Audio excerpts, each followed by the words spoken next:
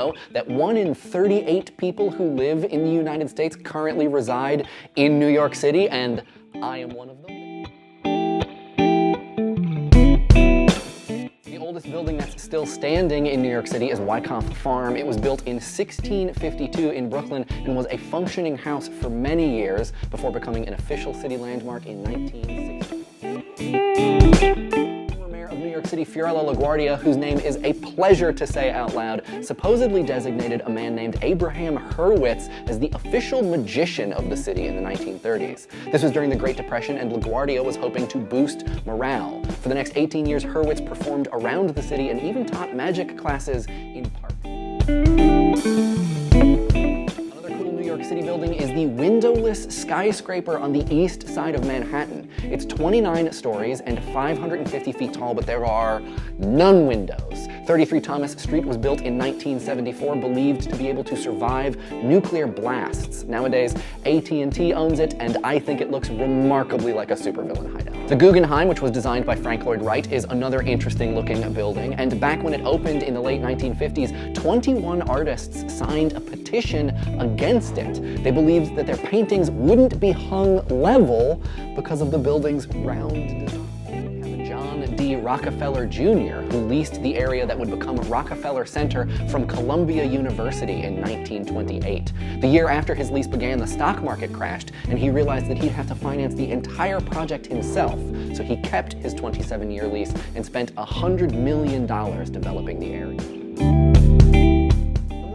Has roots in other countries, but Puerto Ricans and Cubans living in the Bronx get credit for the creation and popularity of its progeny, salsa dancing and music. This happened after World War II, and the Bronx is sometimes still called the borough of salsa.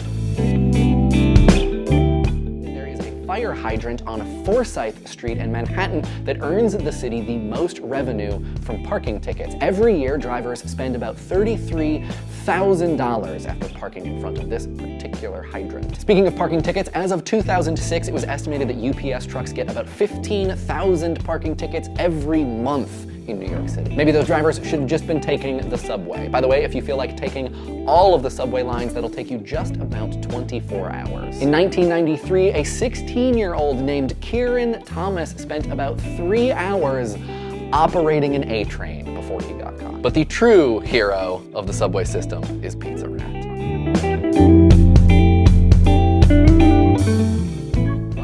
New York City Marathon. Interestingly, the ratio of runners to volunteers for the marathon is about 5 to 1. Marathon runners cross 5 separate bridges, but they don't cross the Brooklyn Bridge, which has a fascinating history. Like, people were really wary of it when it was built in the late 19th century, so to prove that it was safe, noted circus owner P.T. Barnum had 21 elephants walk across the bridge. More recently, in 2006, workers found a bomb shelter under the Brooklyn Bridge. A label on the shelter read, "For use only after enemy attack." There were 352,000 packets of crackers in it, plus water and blankets. It's now for rent on Craigslist for $3,500 a month as a charming one-bedroom loft-style apartment with amenities close to transportation.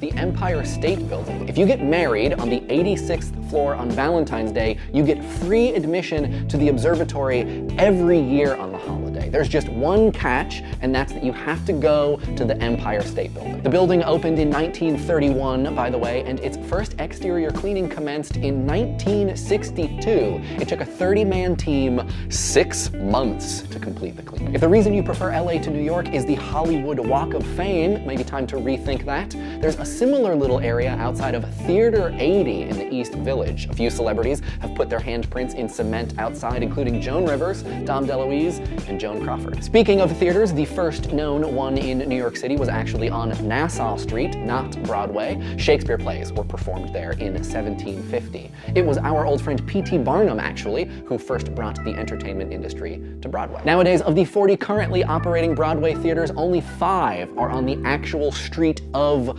Broadway. Everything else on Broadway is a souvenir t-shirt shop and a TGI Fridays. And while you're looking for those 5 theaters and checking my math, make sure to glance at the Times Square billboards, because those cost companies a whopping $1.1 million to $4 million per year, which isn't a bad deal when you think about 30 seconds of a Super Bowl commercial that costs about the same.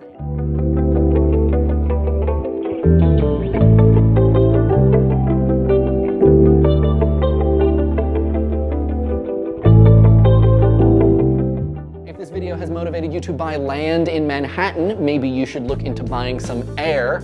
Instead, many developers have actually bought air rights all over the city. It basically means that they're buying future development rights for the floating futuristic megacity above Manhattan. Okay, let's finish up with some New York City misconceptions. It's not true that the Flatiron Building was named for its appearance. That was already a nickname for the location when it was built, the area around Broadway, 5th Avenue, 22nd, and 23rd Streets. Another misconception that 1 in 4 or 5 Americans can trace their roots back to Brooklyn. This one is complicated and a little bit hard to prove. The legend has been around for decades, but we can't really know for sure how many of us came from Brooklyn. Experts now say it might be 1 in 7.